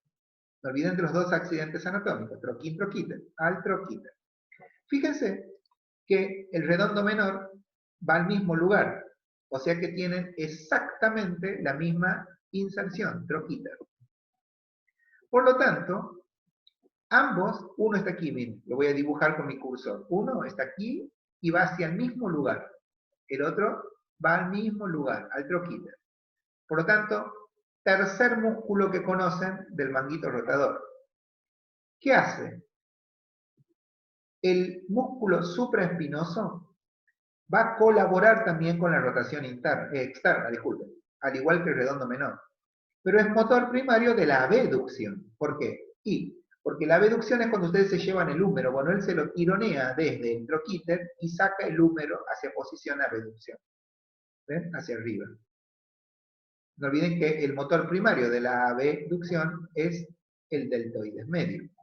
El troquíter, como el troquíter está en esta postura, aquí está la B deltoidea, aquí el troquíter, entonces el supraespinoso colabora con la abducción y es el tercer músculo que conocen de lo que vamos a llamar el manguito rotador. Es más, como se trabaja mucho en el gimnasio, los vuelos y las tracciones de polea, y trabajan mucho al deltoides, normalmente cuando se lesiona el manguito rotador, sobre todo cuando hacen trabajos de fuerza en el trabajo, o sea, los repositores, las personas que trabajan en lugares como el campo o en una ferretería, en lugares donde tienen que hacer mucha fuerza con el hombro, estos músculos, parte del manguito rotador, son muy débiles, sobre todo los que hacen flexiones y abducciones, que son las tracciones para levantar un peso. El húmero tiene que abducirse o se tiene que flexionar. Como este músculo nadie lo trabaja en el gimnasio, porque es un músculo profundo, hay que trabajar con baja intensidad, con movilidad y con estiramientos, y sobre todo con rotación externa, un movimiento que casi nadie hace en el gimnasio. Entonces, van a leer 1000 veces, pero 1000, no una, que cuando vienen con problemas de manguito rotador, lo que rompieron es la inserción del supraespinoso. Eso va a decir lo que el médico les manda. Cuando nos manda a hacer un estudio de tejido blando, les va a decir, está inflamado el húmero. O bien les va a decir que hay una degeneración del hueso, o bien les va a decir directamente que hay una tendinosis supraespinosa. O sea, es un tendón que se suele irritar mucho, isis, tiene que ver con inflamación, se inflama mucho, porque se tiene que defender de los otros músculos que son los que más usamos, y él es fundamental porque está adentro. O sea, es un músculo profundo, igual que los dos redondos. ¿Bien? Famoso supraespinoso que lo van a leer bastante.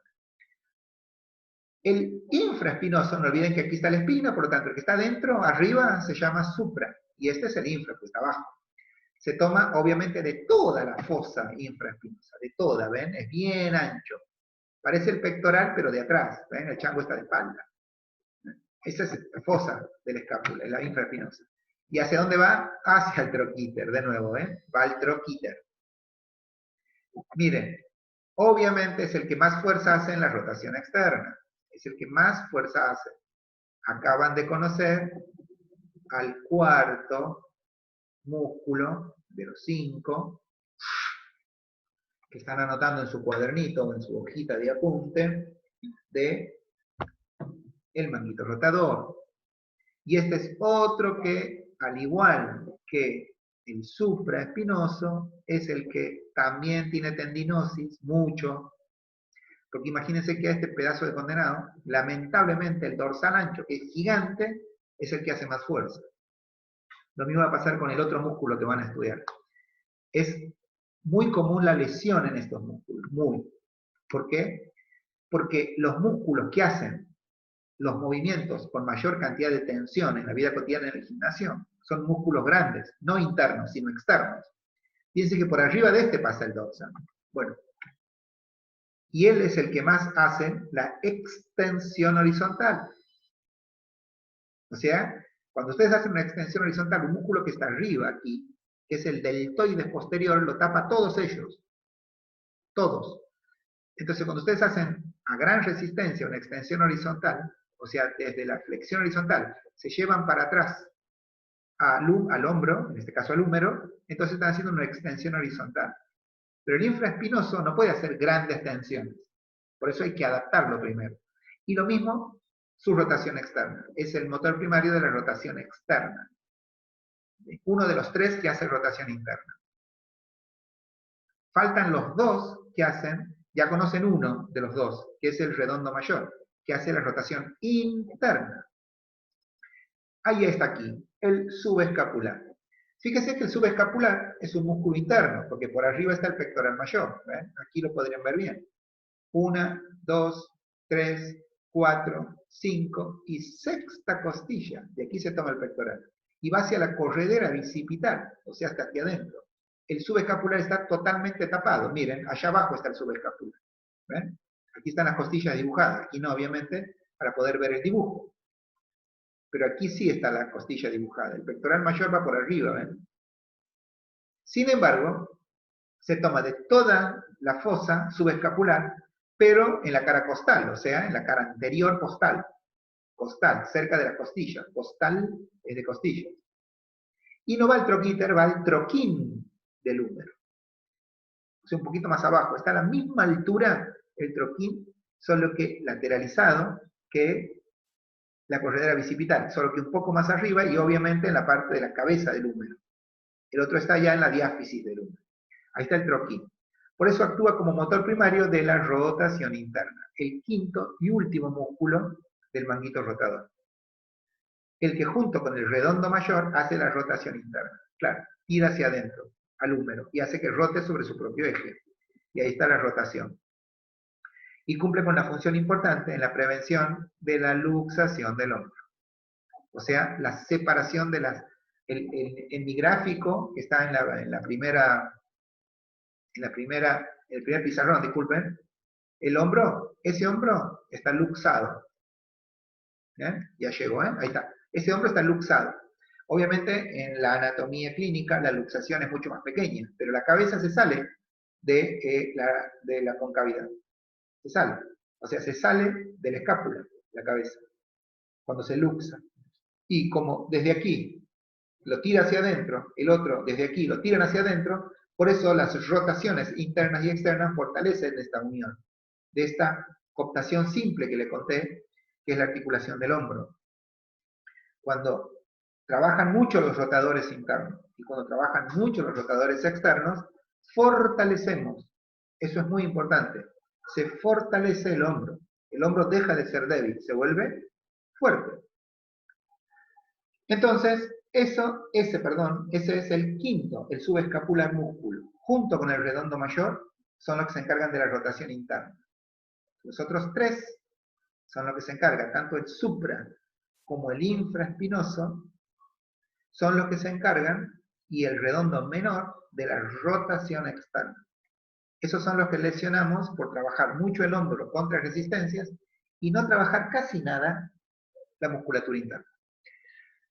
El coracobraquial es un músculo muy particular, ¿no? Es un músculo interno también. No es tan peligroso nunca no puede trabajar el coracobraquial, porque trabaja con dos músculos muy importantes. Miren, este que está aquí es la clavícula, ¿no es cierto? Bueno. ¿Se acuerdan que les contaba yo, si no pueden ir al apunte anterior, que la escápula tiene un acromio, que está aquí arriba, y tiene una apófisis coracoide, que está aquí, que es como un dedito. Este que está aquí. A la apófisis coracoide de la escápula ahí se origina este músculo que es el coracobraquial. Y va hacia la superficie interna del húmero, o sea, va hacia la región medial del húmero. Fíjense, aquí estaría la corredera bicipital, troquíter, troquín, troquíter, troquín, B deltoidea, aquí, corredera bicipital, aquí, y ahora está la superficie anterointerna del húmero, aquí en la mitad del húmero.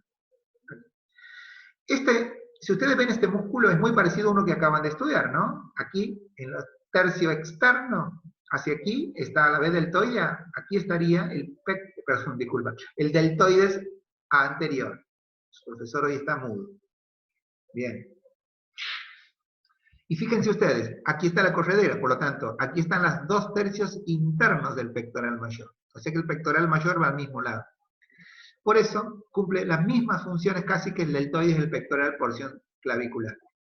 Primero, es motor primario de la flexión horizontal. O sea, cuando el húmero se va hacia la abducción e ingresa, cuando viene hacia adentro el húmero, él ayuda, colabora, se pone relajado y en reposo y tracciona para hacer la flexión horizontal. Y obviamente en posición anatómica, este es el origen, tira para producir la flexión a 90 o a 180. ¿Ven? Cumple funciones muy parecidas al deltoides anterior y a la porción clavicular del pectoral mayor. Se llama coracobraquial y casi les diría que se entrena muy parecido que el deltoides anterior. O sea, cuando ustedes hacen un vuelo frontal ya lo entrenan, solo que la cantidad de tensión que genera es menor a la que genera el deltoide, pero no tan menor a la porción clavicular del pectoral. Y cuando trabajan con la flexión horizontal, él trabaja con la porción, miren aquí está la porción external, estaría aquí, del pectoral. Esta es la primera, segunda, tercera, cuarta, quinta y sexta posición. Ahí estaría la porción.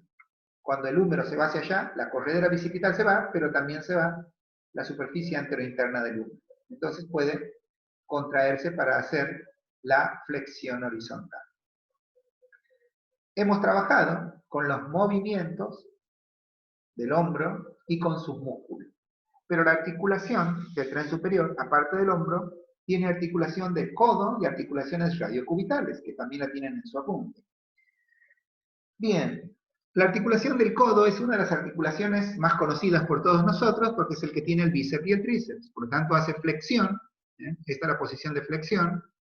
Esta es la posición anatómica. Y cuando vuelve de la posición de flexión, hace extensión. Lo mismo pasa con la articulación del antebrazo. Si ustedes flexionan el codo, cuando la mano está mirando hacia arriba, el movimiento es de supinación. Cuando dan vuelta la mano y pone la palma de la mano hacia abajo, el movimiento se llama pronación. Esta es la supinación y esta es la pronación. Y esto lo hacen los dos huesitos que tienen, que ahora lo vamos a ver, que serían el radio y el cúbito. Uno pasa por arriba de otro y produce el antebrazo, el movimiento de supinación y pronación. Les decía que los músculos más conocidos por ustedes mueven la articulación del codo. El bíceps braquial se llama bíceps porque tiene dos orígenes. Una porción larga que está en la fosa supraglenoidea, o sea, está por arriba, no olviden que es el agujerito que tiene la escápula, es una fosa glenoidea, ¿no es cierto? Bueno, en la fosa supraglenoidea, o sea, por arriba de ese agujerito, es la porción larga. Y una porción corta que está en la apófisis coracoide. Porción larga, porción corta, ¿ven? O sea que en la apófisis coracoide está el coracobraquial y una de las dos porciones del bíceps braquial. Perfecto. ¿A dónde se inserta? Y aquí están los dos huesitos que les decía que van a formar el antebrazo. Uno es el radio, es el que está por fuera, y el cúbito es el que está por dentro. Cúbito y radio. Cúbito interno, radio por afuera. ¿Hacia dónde va? A la tuberosidad del radio es donde se inserta. Que es en la cara medial, porción superior de la diáfisis del radio. Esta es la diáfisis ahí arriba. Diáfisis es la parte larga de un hueso largo, no olviden. Entonces, en la tuberosidad del radio, allí, se inserta. Y después tiene una fascia profunda, ¿ven esto que está aquí? Eso determina una fascia bien profunda. Es un tejido conectivo, obviamente es un tendón, pero que va hacia la cara medial del antebrazo. O sea, tanto en el radio como en la cara medial, que es el cúbito, aquí, del antebrazo, están las inserciones del bíceps. Por eso, obviamente, su función es, primero, es un músculo biarticular, porque empieza en el hombro, en las escápulas, o sea que trabaja sobre el escápulo humeral. Pero es un músculo de cooptación, porque al tener sus orígenes en la escápula, meten hacia adentro al húmero. Por lo tanto, estabiliza la articulación del hombro.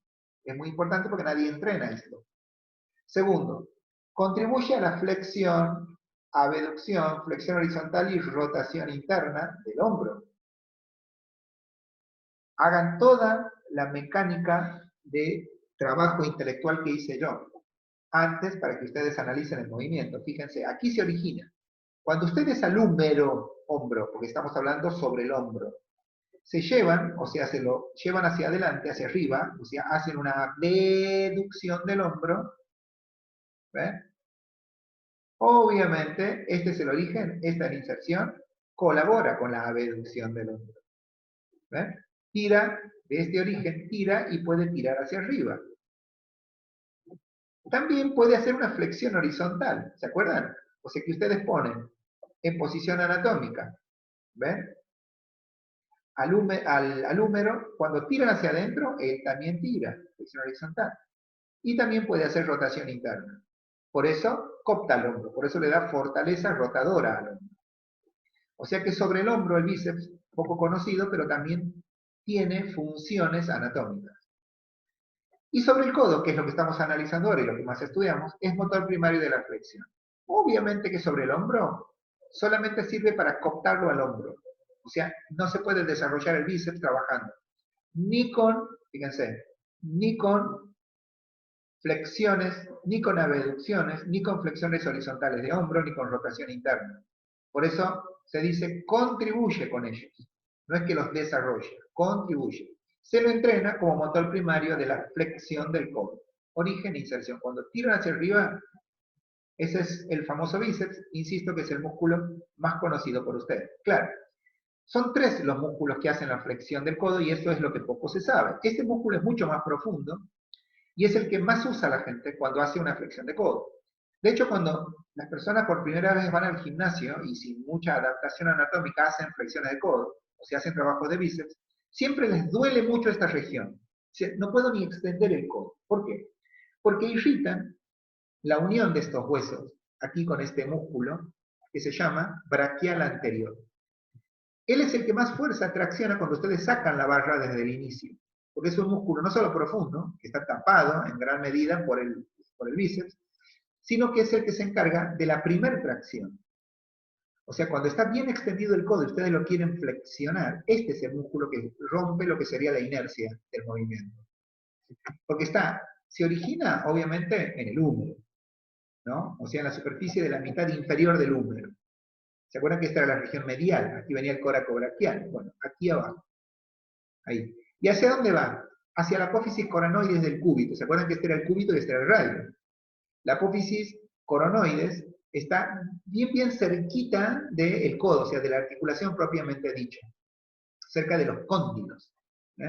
Coronoides, del cúbito. Por eso es un gran flexor ante grandes potencias del codo, pero fundamentalmente es el que destraba de la posición de extensión al codo.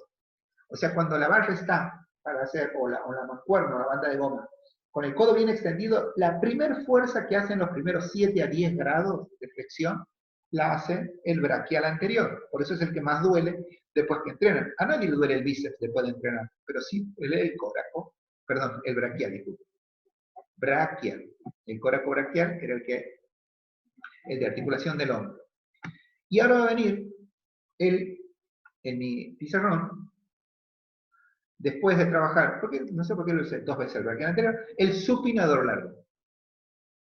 Otro músculo que trabaja sobre la flexión, el supinador largo, como ustedes se dan cuenta, empieza en lo que se llama la cresta supracondílea. Este hueso, que es el húmero, lo van a ver en el apunte, tiene 2 accidentes anatómicos en la parte inferior. No olviden que en el hombro es la parte superior. Esta es la parte inferior. Tiene una epitróclea que está más o menos a esta altura. ¿Ven? Yo estoy marcando ahora lo que es una epitróclea. Luego tiene del otro lado, no se lo ve obviamente, un epicóndilo. Si aquí está el cóndilo, el epicóndilo, y aquí arriba está la región, obviamente, supracondílea. O sea, la parte superior al cóndilo sería, ¿no? En este caso al epicóndilo. Porque el cóndilo humeral está un poquito más abajo, miren, lo dibujo de aquí.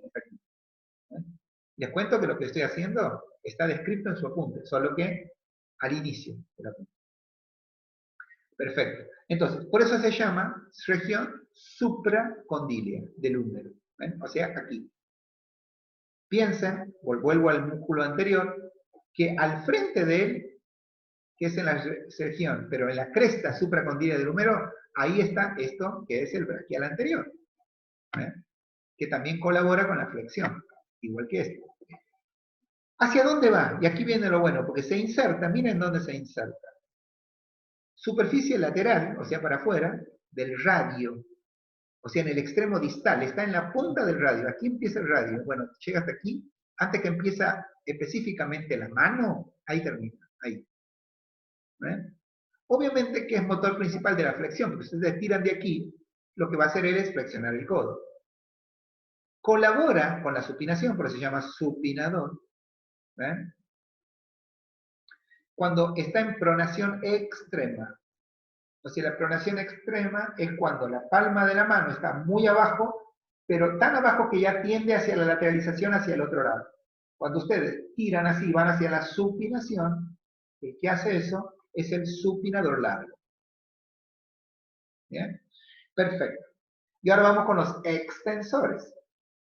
Los extensores, ya trabajamos con los flexores. Bíceps entonces, braquial anterior y supinador largo. Vamos con el tríceps. El tríceps se llama tri, así como el bíceps se llama bi porque tiene dos orígenes. El tríceps tiene tres orígenes. La porción larga, yo siempre digo que es la más caudal, está en la posición infraglenoidea. Analicen algo. El bíceps está en la porción supraglenoidea, arriba de la apófisis, perdón, de la cavidad glenoidea, disculpen. Esta está en la parte inferior, ¿ven? En la fosa infraglenoidea. O sea que también tiene sobre el hombro, ¿ven? Es una articulación biarticular, es un músculo de hombro y de codo. La mayoría de nosotros lo conoce solo por el codo. Por eso entrenamos la extensión del codo.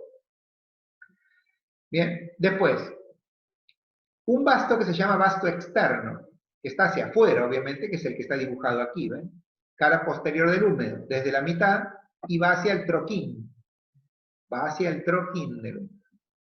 Y el vasto externo, que está por adentro, superficie inferior del dorso del húmero, o sea, no se ve, porque está por debajo de la porción larga, en realidad. Está por debajo de la porción larga. Bueno, ahí está la superficie interna.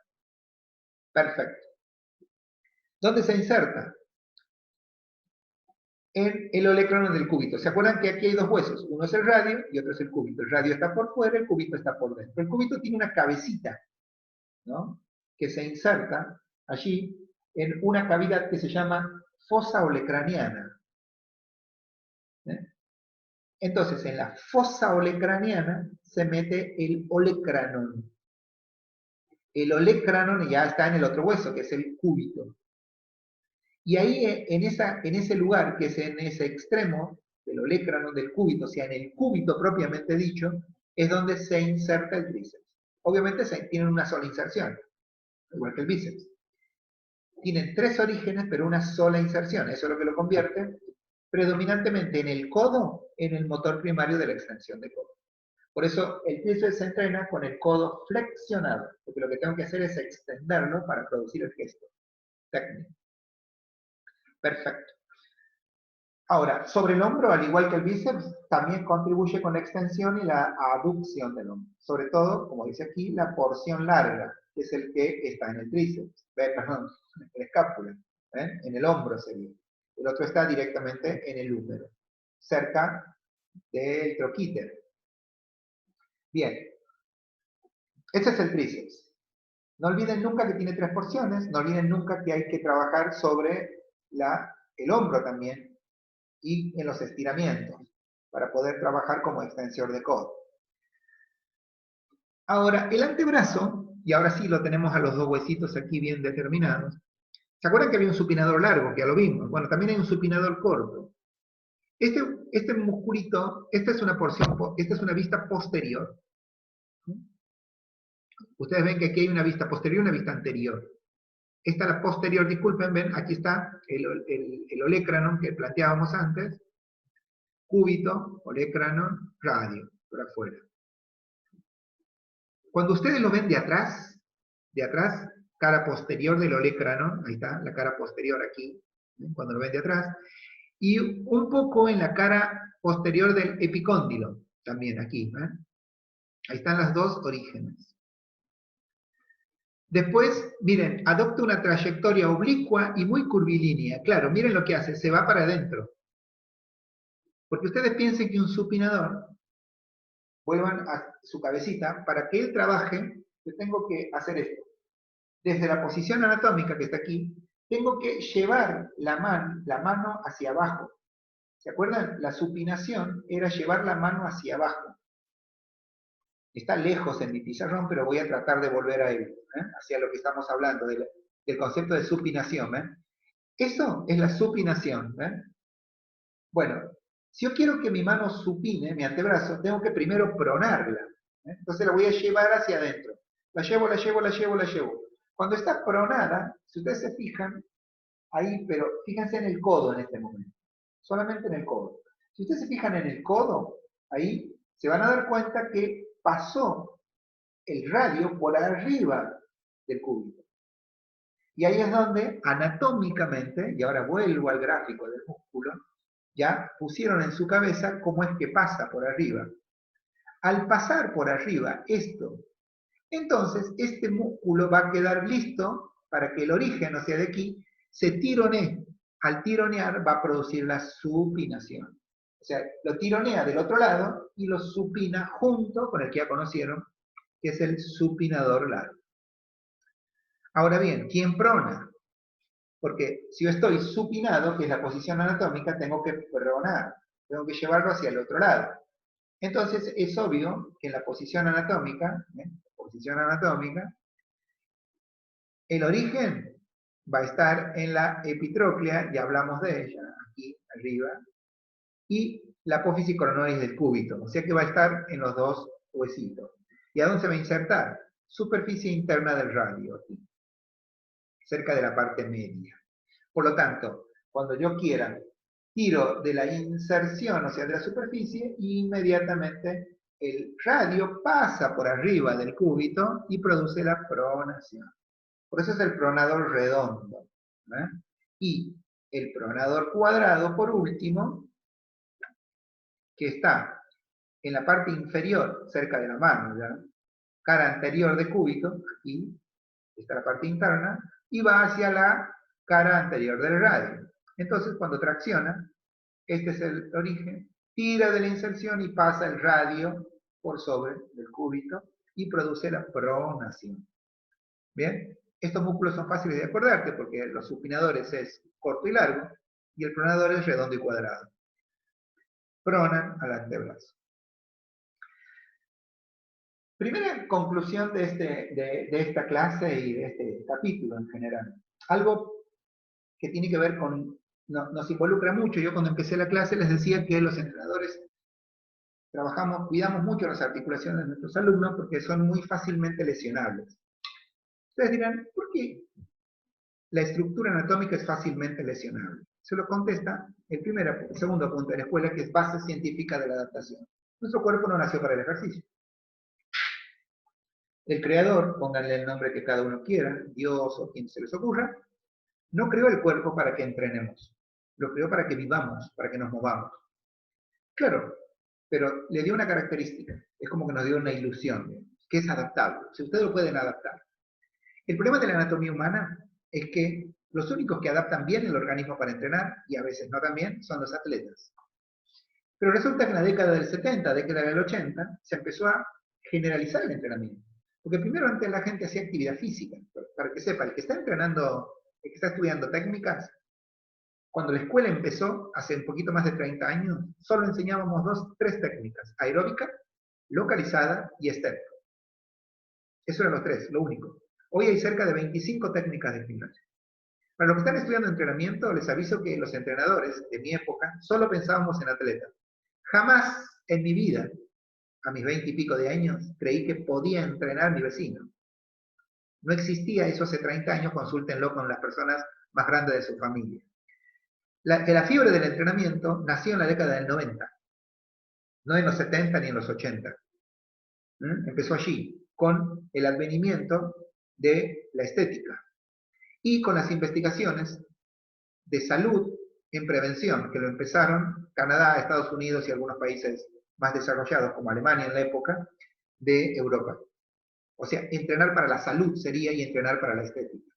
Claro, la única ciencia que desarrolla el organismo es la del entrenamiento. Pero hasta la fines de la década del 90, principios del 2000, nadie había hecho un paso teórico entre ¿qué hacemos con un cuerpo que no nació para entrenar? Y esa persona no fue atleta ni deportista en los primeros años de vida. Porque el deportista, y esto lo saben porque deben conocer deportistas, es deportista de los primeros años de vida. El bailarín es bailarín desde los 4 o 5 años. El atleta de alto rendimiento de vóley va a la escuelita de vóley desde que tiene 6 años. El de tenis también, el de básquet también, el de fútbol también. Nosotros tenemos que entrenar gente que a los 48, 50 años, 45, 30, dice, ay, estoy un poco gordo. Parece que si voy al gimnasio logro tono muscular. Y si voy a la plaza a correr, bajo de peso. Y lo hace primero solo. Claro, piensen que esa persona no tiene ni idea que está usando un cuerpo que nació para moverse, lo está usando para hacer ejercicio. Totalmente antinatural. O sea, una sentadilla no es natural. No es natural. Hay que violar la biomecánica humana para hacerlo, igual que un press de hombro, un press de pecho, un tirón en polea. Pero todo eso la persona no lo sabe hasta que 6, 7 meses después empieza con dolores. Lo que siempre se lo achaca, obviamente, nunca a la adaptación deportiva, que nunca hizo, sino que se lo achaca a que está viejo, o que bueno, es resultado de que no me muevo. Y sin embargo, es una gran ignorancia, ¿no? Es como tomar mal un medicamento lo que está haciendo. Entonces, es obvio que después venga y diga, a ver quién estudió esto, y le pregunte, y le diga, o un kinesiólogo, o un traumatólogo, y mira, estás usando mal tu anatomía, ¿no? El traumatólogo dice, estás haciendo mal, no sé qué estás haciendo, pero deja de hacerlo, dice el traumatólogo. ¿Por qué? Y porque estás lastimando todo tu aparato locomotor, estás quedando sin huesos, sin articulaciones, estás envejeciendo todo. Por eso la conclusión de este capítulo, lo mismo voy a hacer con el último capítulo, que la clase la van a recibir esta semana también, tiene que ver con que se concienticen de que lo que dice aquí la conclusión, dice, en la actualidad está prácticamente demostrado que ningún acontecimiento se produce porque sí, y menos un accidente o lesión. Esto es muy importante, muy, lo que plantea el apunte. Todos le echamos la culpa a alguien siempre de lo que nos pasa, siempre. ¿Sí? Pero pocas veces somos capaces de analizar lo que nos pasa. ¿Por qué? ¿Por qué me tiene que doler la rodilla porque voy a correr o el tobillo? ¿Me tiene que doler el hombro porque voy al gimnasio? ¿O porque hago clases de flexibilidad de stretching? No, la respuesta es no. Entonces, ¿por qué me duele? Porque lo hago mal, sería la respuesta, desde la biomecánica. Al hacerlo mal, bueno, entonces ahí me estoy exponiendo yo mismo. Me expongo. Fíjense que el apunte, aparte de plantear esto, ¿no? Que tiene que ver con el accidente o la lesión, dice que en el campo de la actividad física existen factores y circunstancias que propenden a que el deportista sufra, primero, asocien esta frase con la de Leopold Bouquet, en sus ligamentos, en sus huesos, es decir, en su cuerpo, ¿no? ¿Sí? Por lo regular, les va a decir también el apunte que no está aquí, por lo general, una lesión deportiva es tratada en su contexto específico, es decir, en el cuerpo. De esta manera, la lesión que se da en el cuerpo se da porque se desestiman factores que en muchos casos son los que determinan la aparición de esa lesión. O sea, la lesión se podría llamar, de hecho se llama, en traumatología, es un síntoma. El apunte dice es una punta de iceberg. En tanto no se debe de su estructura, que la provoca, se va a seguir repitiendo eso. O sea que las personas van a seguir usando mal su cuerpo. Por ejemplo, nadie debería entrenar porque el apunte dice hay algunos factores que determinan que un cuerpo se lesiona. Miren, muchas personas creen que el entrenamiento desestresa a la persona. No, no, no. El entrenamiento, según Serge, es estrés, no pérdida del estrés. O sea que una persona que tiene altos niveles de estrés en la vida cotidiana tiene que empezar a adaptar su cuerpo para la actividad física primero. Y cuando ya está adaptado, recién debería entrenar. O sea, todos los medios y métodos que nosotros estudiamos en la carrera.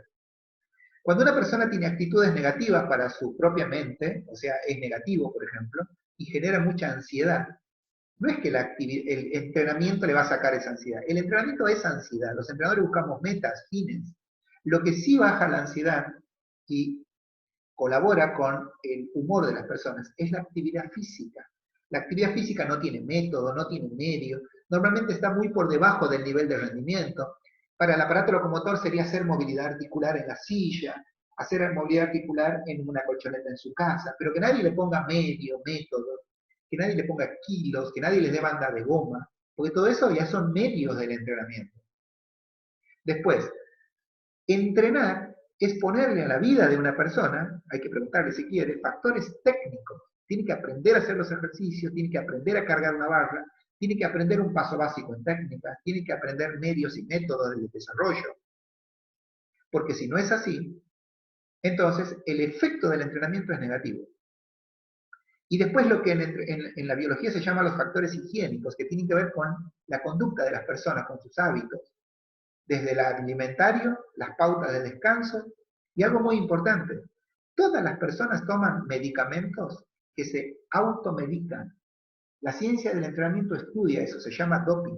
El doping es cuando una persona tiene dolores articulares y toma un miorrelajante. Piensen que un miorrelajante es un ibuprofeno, o sea, puede ser hasta un ibuevanol, se toma para que no le duela algo, y llega al gimnasio dopado. Si un deportista va a la cancha a jugar y se toma un ibuprofeno, le aparece en el control antidoping. Eso no es porque, obviamente, si voy al gimnasio no compito con nadie, nadie me va a decir nada, si me tomé una aspirina o me tomé un ibuprofeno o me puse cualquier medicamento de frotación para que no me duele una articulación. El dolor es un síntoma, no se tienen que sacar un síntoma ustedes. El entrenador se tiene que enterar de que ustedes tienen dolores. Desde los dolores menstruales de las mujeres hasta el dolor por una postura física en el varón que estuvo 8 horas sentado en una oficina, hasta el del entrenamiento del día anterior, son síntomas analizables. La mayoría de las personas se lesionan porque ningún entrenador analiza la vida de la persona, sus hábitos. Cuando no somos capaces de enseñar factores técnicos, analizar la vida, el factor del alumno, llevarlo hacia el estrés de la vida cotidiana y en función a eso adaptar el cuerpo para que después haga ejercicio, es donde vienen los problemas. Ahí es donde empiezan los problemas. Por eso, como dice el apunte, estos son algunos de los factores que pueden predisponer a las lesiones. Factores que pueden predisponer. Por eso al final, y con esto cierro la clase, dice es condición indispensable que los efectos del desarrollo de cualquier práctica deportiva, ¿sí?, nuestras articulaciones están previamente adaptadas desde el punto de vista anatómico para poder soportar el estrés, porque es estrés, Hans Selye, el estímulo produce estrés, pérdida transitoria de la capacidad. Soportar el estrés que provoca el sobreuso. El entrenamiento como disciplina es sobreuso del aparato locomotor. Es sobreuso del aparato locomotor. Y desde el punto de vista anatómico, ese sobreuso es de nuestros sistemas biológicos. Y tienen que estar preparados fisiológicamente, dice la punta. Tienen que estar preparados para hacer un esfuerzo físico que tengan las características metabólicas que necesitan las células, que el sistema nervioso reconozca para que pueda organizar el sistema nervioso las acciones musculares al servicio de la correcta ejecución técnica de las habilidades básicas del deporte o de la técnica o del medio que esté usando su entrenador. O sea, hay que tomar todos los recaudos. Ninguna persona debería entrenar si alguien no la adaptó para que lo haga. ¿Bien? En esta misma semana vamos a seguir con la última clase de biomecánica, que es el tren inferior. Presten mucha atención. Les pido que escuchen varias veces esta clase antes de hacer el trabajo práctico y de ponerse a estudiar. Que tengan un lindo día y gracias por la atención.